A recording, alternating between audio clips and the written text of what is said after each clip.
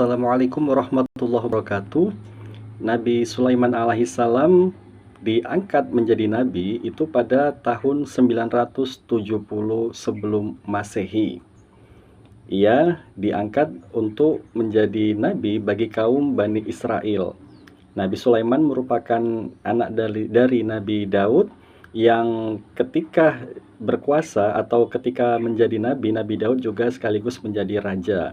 Dan ketika setelah 40 tahun Nabi Daud menjadi raja, maka wafatlah Nabi Daud, kemudian digantikan oleh Nabi Sulaiman untuk menjadi raja. Nabi Sulaiman memiliki sangat banyak keistimewaan, memiliki banyak sekali mukjizat. Salah satunya adalah Nabi Sulaiman itu bisa mengendalikan angin.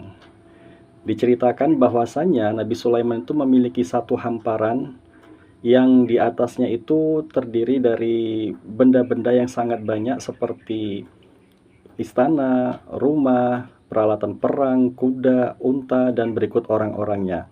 Jadi dalam hamparan tersebut itu bisa dipindahkan oleh Nabi Sulaiman itu dengan bantuan angin, karena Nabi Sulaiman itu bisa mengendalikan angin. Artinya, ketika Nabi Sulaiman memerintahkan angin untuk membawa hamparan tersebut, maka hamparan tersebut bisa diantar atau dibawa kemana saja sesuai dengan kehendak dari Nabi Sulaiman. Nabi Sulaiman pun ketika dia menjadi raja juga dikaruniai itu berupa tembaga cair yang keluar dari perut bumi. Dari tembaga cair itulah Nabi Sulaiman bisa membangun istana, bisa membuat peralatan-peralatan perang, membuat piring-piring dari tembaga dan lain sebagainya.